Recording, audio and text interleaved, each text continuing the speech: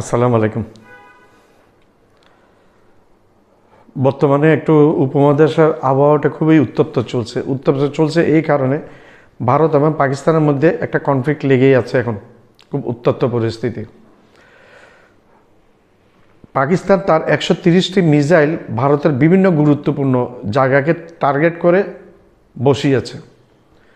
এই মিসাইলগুলো তো পাকিস্তান আর এমনি বসায়নি, পাকিস্তানের কাছে পারমাণবিক বোমা অনেক বেশি আছে ভারত থেকে। ডেফিনেট এই মিসাইলের মাথায় নিউক্লিয়ার ওয়ারহেডের পারমাণবিক বোমা আছে এই মিসাইলগুলোর মাথায়। ভারত যতটুকু সহজ মনে করি যে অতটুকু সহজ না। ভারত পাকিস্তানকে আক্রমণ করবে, পাকিস্তান এইভাবে হাতটা ধুয়ে বসে থাকবে, এটা কিছুতেই হবে না। পাকিস্তানের নিজস্ব সামরিক শক্তি পাকিস্তানের ছোট হতে পারে, পারমাণবিক শক্তিতে পাকিস্তান ভারত থেকে অনেক বড়। বর্তমান যুগটা নিউক্লিয়ার ওয়ারহেডের যুগ। যার কাছে যত বেশি পারমাণবিক বোমা আছে সে তত বেশি হ্যাডাম দেখাচ্ছে এরকম। যার একটা উদাহরণ আমি দিচ্ছি উত্তর কোরিয়া। আমেরিকা পর্যন্ত ভয় পাচ্ছে উত্তর কোরিয়াকে। এখন 130টা মিসাইল ভারতের দিকে তাক করে আছে বিভিন্ন গুরুত্বপূর্ণ জায়গায়। পাকিস্তানের প্রতিরক্ষামন্ত্রী অলরেডি বলেছেন যে যদি অস্তিত্বের সংকট দেখা দেয় তখন তারা পারমাণবিক অস্ত্র ব্যবহার করবে, নো ডাউট এটা। তো মোদিকে বুঝতে হবে, সে তো আবার চা বেস্ট এক সময় অশিক্ষিত মূর্খ একটা প্রধানমন্ত্রী। তো বুঝতে পারবে ভারত বুঝতে পারবে পাকিস্তান কি, যে যুদ্ধ লেগে গেলে না বুঝতে পারবে।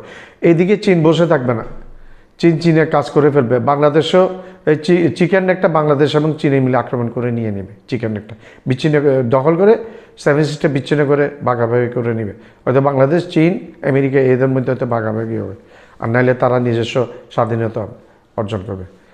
এর মধ্যে জম্মু কাশ্মীর পাকিস্তান নিয়ে নেওয়ার সম্ভাবনা 100%। শিখেরা বলছে তারা খালিস্তান আন্দোলন, তখন তারা স্বাধীনতা ডিক্লেয়ার করবে, আর তাদের মধ্যে দিয়ে কোনো পাকিস্তানকে আক্রমণ করতে, পাঞ্জাবের ভিতর দিয়ে পাকিস্তানকে আক্রমণ করতে দিবে না বলছে শিখেরা।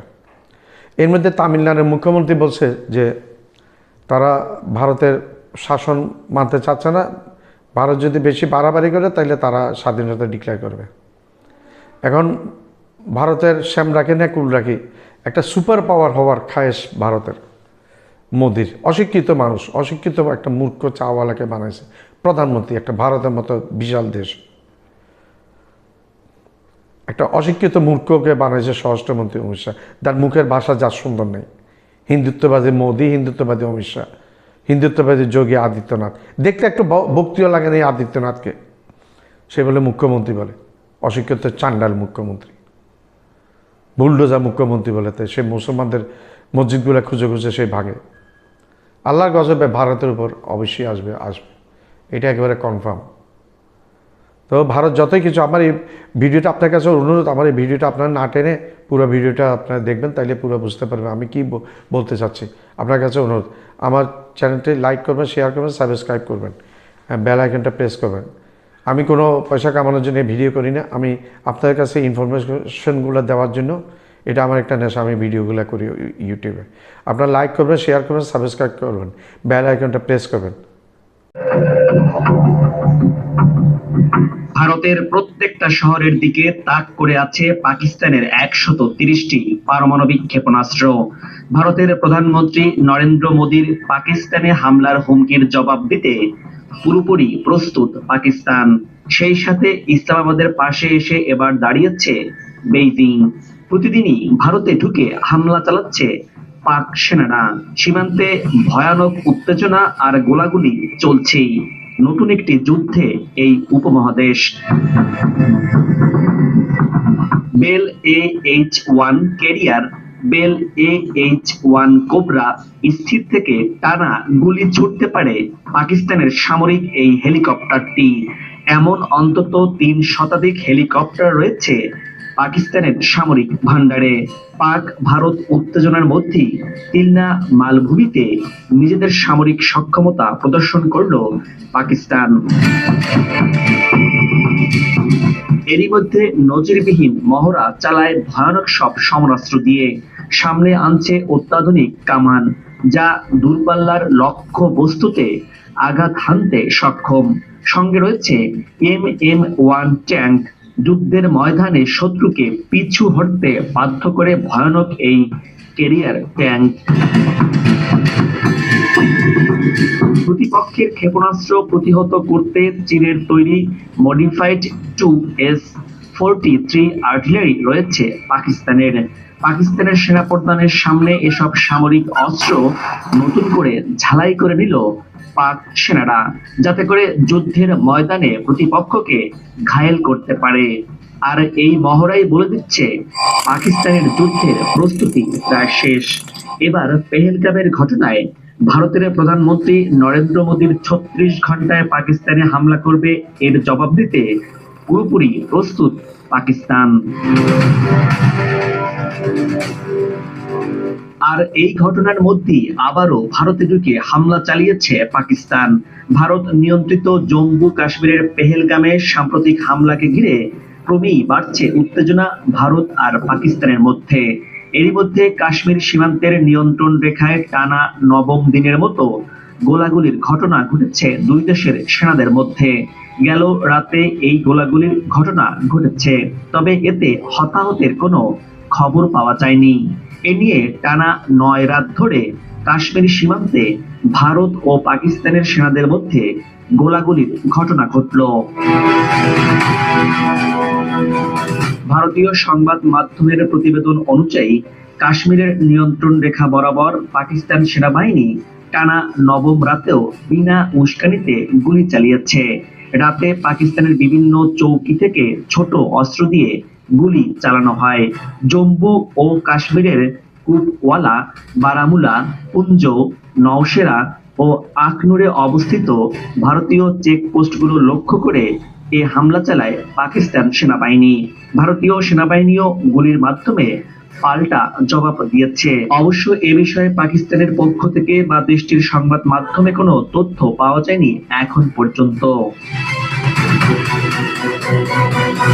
এর আগে চলমান উত্তেজনার মধ্যে ভারতের সঙ্গে সীমান্তবর্তী লাইন অফ কন্ট্রোলের কাছে পূর্ণ মাত্রায় সামরিক মহড়া চালিয়েছে পাকিস্তানের সেনারা।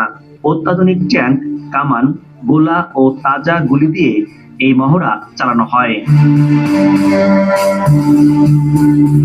পাকিস্তান সেনাবাহিনীর সূত্র জানিয়েছে, শত্রু পক্ষের যে কোনো ধরনের হামলার কঠোর জবাব দেওয়ার জন্য সাজানো হয়েছে এই মহড়া। পাকিস্তান সেনাবাহিনীর বিভিন্ন ইউনিটের কর্মকর্তা থেকে শুরু করে সাধারণ সেনারাও এতে অংশ নেন। অন্যদিকে সীমান্তে যে কোনো ধরনের হুমকি মোকাবেলায় এরই মধ্যে নিজের 3 বাহিনীকে অভিযানের পূর্ণ স্বাধীনতা দিয়েছেন ভারতের প্রধানমন্ত্রী নরেন্দ্র মোদীও। এবার চাকরি হারালেন ভারতীয় বিমান বাহিনীর উপপ্রধান। পাকিস্তানে ধাওয়া খাওয়ার অপরাধে চাকরি গেল ভারতীয় এই কর্মকর্তার।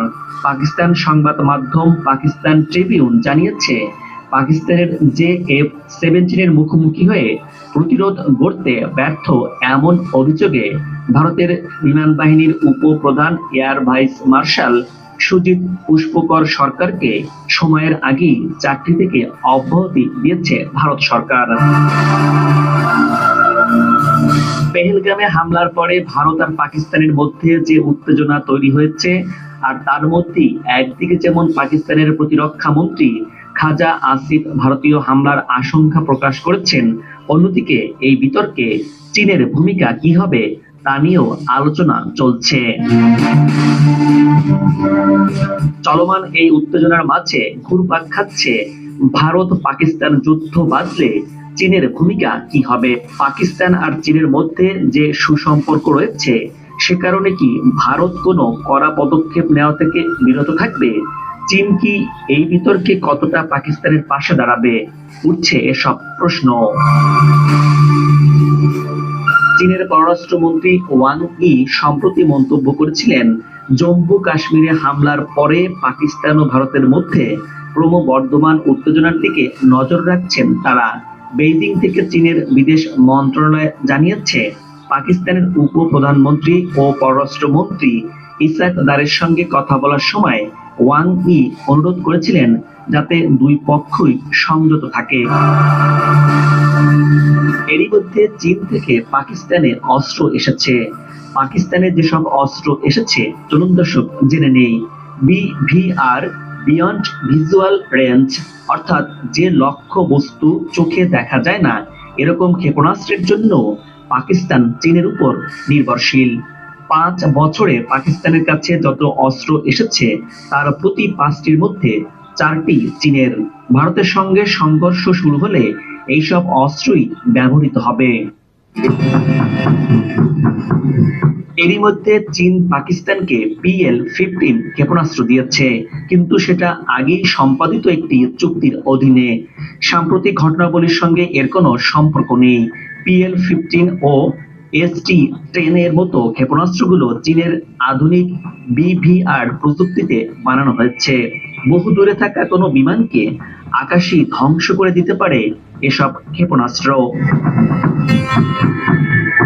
যুদ্ধ যে আসন্ন তার আভাস পাওয়া গেছে আগেই। এবার পাকিস্তানের আজাদ কাশ্মীরের প্রধানমন্ত্রী চৌধুরী আনোয়ারুল হকের এক নির্দেশনায় তা আবারও জোরালো হলো। শুক্রবার দেয়া এক বক্তব্যে আজাদ কাশ্মীরের ভারত সীমান্তবর্তী অঞ্চলের বাসিন্দাদের আগামী 2 মাসের খাবার মজুদের নির্দেশনা দিয়েছেন তিনি। আনোয়ারুল হক জানান, সীমান্ত রেখার কাছে 13টি নির্বাচনী এলাকার মানুষকে 2 মাসের খাবার মজুদ করতে বলা হয়েছে। এছাড়া ওই এলাকার মানুষের খাবার, ঔষধ ও অন্যান্য প্রয়োজনীয় জিনিসের যোগান নিশ্চিত করতে 100 কোটি রুপির ফান্ড গঠন করা হয়েছে। নয়াদিল্লির সঙ্গে চলমান উত্তেজনার জেরে যে কোনো সময় ভারতীয় সেনাবাহিনী হামলা চালাতে পারে, এমন আশঙ্কায় 10 দিনের জন্য বন্ধ করা হয়েছে পাকিস্তান শাসিত আজাদ কাশ্মীরের সব মাদ্রাসা। যদিও বন্ধের বিষয়টি স্বীকার করতে চাননি পাকিস্তানের সরকারি কর্মকর্তারা। ব্রিটিশ বার্তা সংস্থা রয়টার্সকে তারা বলেছেন যে গরম ও তাপপ্রবাহের জন্য মাদ্রাসাগুলোতে 10 দিনের ছুটি ঘোষণা করা হয়েছে। দক্ষিণ এশিয়ায় প্রতিবেশী দুটি দেশ ভারত ও পাকিস্তান পৃথক রাষ্ট্র হিসেবে আত্মপ্রকাশের পর থেকেই দেশ দুইটির মধ্যে বৈরিতা চলমান। বহির্বিশ্বের কাছে চিরশত্রুর তকমাও পেয়েছে ভারত পাকিস্তান। সীমান্তে নিয়মিত সংঘাত ও একাধিকবার বড় ধরনের যুদ্ধে জড়িয়েছে দেশ দুইটি। কাশ্মীর ইস্যু এই সংঘাতের প্রধান কারণ।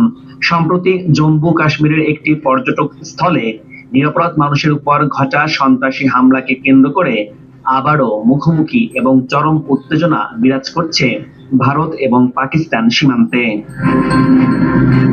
সন্ত্রাসী হামলার ওই ঘটনায় পাকিস্তানকে দায়ী করেছে ভারত। নয়াদিল্লির অভিযোগ, ইসলামাবাদ ক্রস বর্ডার টেরোরিজমে মদদ দিচ্ছে। অন্যদিকে পাকিস্তান এ অভিযোগ সরাসরি অস্বীকার করেছে। অভিযোগ পাল্টা অভিযোগের মধ্যে দেশ দুটি পরস্পরের বিরুদ্ধে বড় ধরনের পদক্ষেপ এরই মধ্যে ঘোষণা করেছে এবং যুদ্ধে জড়িয়ে পড়েছে। পাকিস্তানের বিমান বাহিনী সামাজিক যোগাযোগ মাধ্যমে 3টি JF-70 যুদ্ধ বিমানের ছবি প্রকাশ করে, যা চীনা PL-15 ক্ষেপণাস্ত্রে সজ্জিত ছিল। এই যুদ্ধ বিমানগুলোর ছবি প্রকাশের মাধ্যমে পাকিস্তান পরোক্ষভাবে ভারতের প্রতি এক ধরনের শক্তি প্রদর্শন করছে বলে মনে করছেন বিশেষজ্ঞরা। দুইটি দেশের পাল্টাপাল্টি এমন অবস্থানে উত্তপ্ত হয়ে উঠেছে পরিস্থিতি। প্রতিবেশী বৈরী দুইটি রাষ্ট্র আরো একবার বড় ধরনের যুদ্ধে জড়িয়ে পড়তে পারে বলে আশঙ্কা করছেন অনেকে। এমনকি লড়াইয়ে কে জয়ী হতে পারে তা নিয়েও চলছে চুল চেরা বিশ্লেষণ। সামাজিক যোগাযোগ মাধ্যমে আলোচনা চলছে ভারত ও পাকিস্তানের সামরিক শক্তি নিয়েও। দুই দেশের সামরিক বাহিনীর আকার, কার হাতে কি ধরনের অস্ত্র রয়েছে তা নিয়েও চলছে বিশ্লেষণ। দক্ষিণ এশিয়ার দুই দা কুমড়ো প্রতিবেশী ভারত পাকিস্তান। 22 এপ্রিলের ঘটনা যেন আগুনে ঘি ঢেলে দেওয়ার মতো পরিস্থিতি তৈরি হয়েছে। দেশ দুইটির সম্পর্ক একদম তলানিতে ঠেকেছে। উভয় দেশ পাল্টাপাল্টি কড়া পদক্ষেপ নেয়ার সিদ্ধান্ত ঘোষণা করেছে।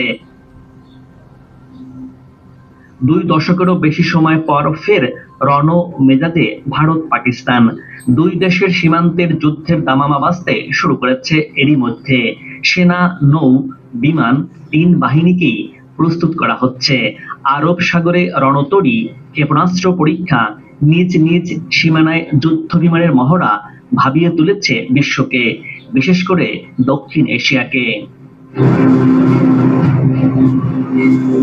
বিশ্লেষকদের মতে সাম্প্রতিক এই সামরিক উত্তেজনা 2 সীমান্তে শুধু সীমাবদ্ধ নেই, এটি কূটনৈতিক ও আঞ্চলিক নিরাপত্তার বড় একটি সংকট।